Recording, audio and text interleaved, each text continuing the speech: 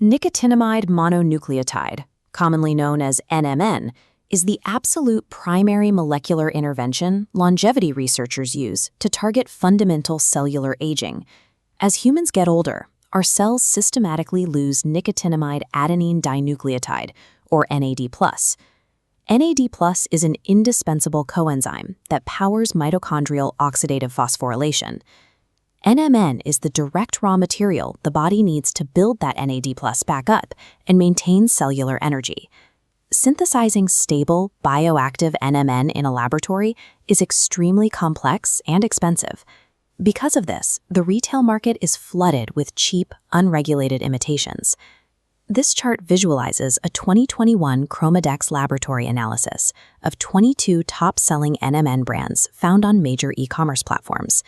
The results show 64% of these consumer products contained less than 1% of the NMN claimed on the physical label. Only 14% met their actual stated claims. Another 14% of these top-selling brands contained no detectable NMN at all. Fraudulent manufacturers rely on specific label deception. They front the bottle claiming max NAD+ aging support, but the back ingredient panel lists standard nicotinamide. Nicotinamide is simply cheap vitamin B3, lacking the molecular structure and cost of authentic nicotinamide mononucleotide. This gray market expanded when the FDA briefly removed NMN status as a dietary supplement due to a pharmaceutical patent dispute.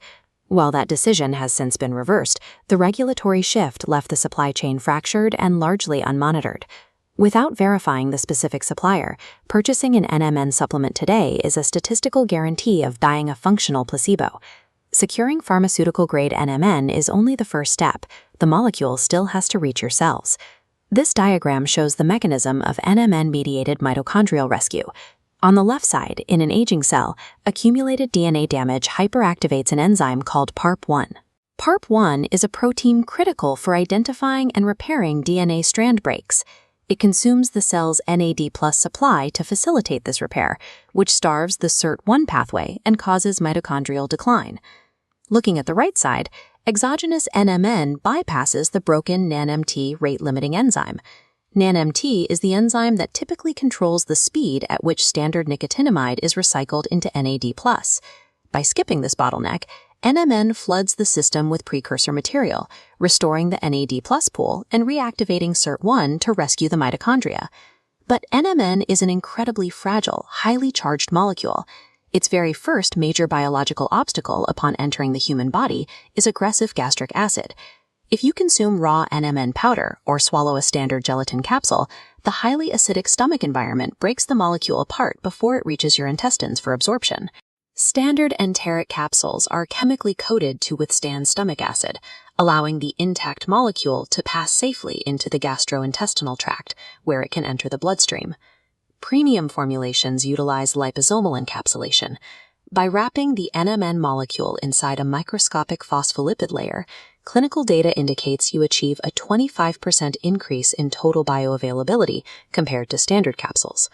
Buying raw, unprotected powder often results in heavy precursor degradation.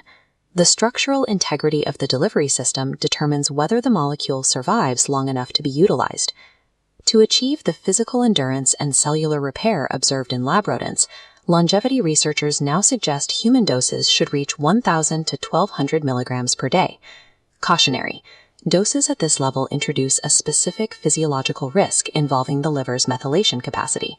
When your cells use NMN, it breaks down into a byproduct called NAM. High levels of accumulated NAM are toxic, so the liver clears it out by attaching a methyl group to it. To do this, it continuously drains your body's central reserve of methyl donors, specifically a compound called SAMe. SAMe is the primary methyl donor utilized in human cellular metabolism. Chronic high-dose NMN supplementation can exhaust this endogenous methyl pool.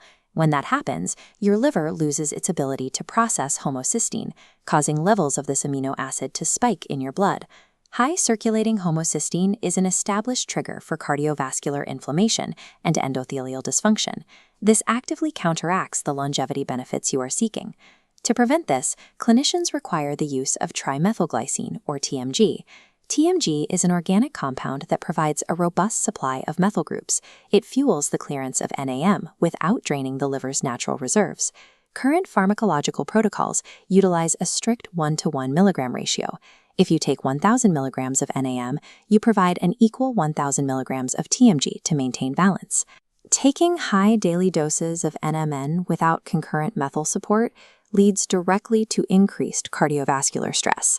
Clinical data published in 2026 suggests that a different molecule is significantly more effective in humans than NMN. Because NMN carries a heavy phosphate group, it is highly charged and cannot easily cross the cellular membrane. An enzyme called CD73, anchored to the outside of the cell, has to physically strip that phosphate group away before the molecule can enter.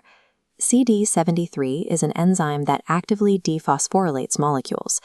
That stripped-down molecule is nicotinamide riboside, or NR.